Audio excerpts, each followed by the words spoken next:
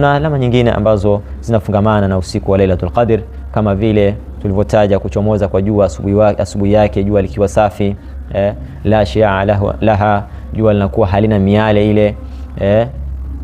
Hadithi hii mazungumzo haya, maelezo haya ametaja Ubay bin Ka'b kutoka kwa Mtume Muhammad sallallahu alaihi wasallam, anasema usiku ama asubuhi ya Lailatul Qadr linachomoza jua, la shi'a laha, jua linakuwa halina miale, kaannaha tast, kama vile duara, kama vile tunavyoona duara tu la taa fulani linajitokeza.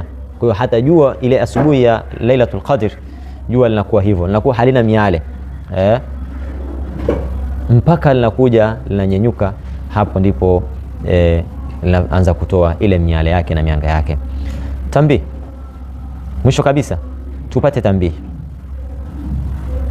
Kuna alama ambazo awamu nas, watu wa kawaida huwa wanaambiwa hizo alama za Lailatul Qadr, na tutambue kwamba alama kama hizo ni alama za kuzushwa. Ziko nyingi alama za kuzushwa na mambo ya itikadi ambazo ni potofu, zinakuwa nyingi sana. Kama vile moja ya itikadi hizo potofu na kuwa mtu anakuambia usiku wa Lailatul Qadr utaona miti inasujudu, lakini utaona majengo ya kilala, lakini utaona maji ambayo yalikuwa ya chumvi ndani ya usiku wa Lailatul Qadr yanakuwa ni matamu ndani ya ule usiku.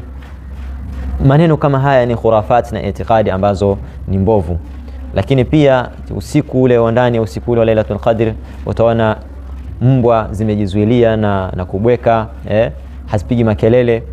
Hizi zote ni khurafat, ndugu zangu Waislamu, na nyingine nyingi ambazo utakuta mitaani zimeenea kwa awamu nas.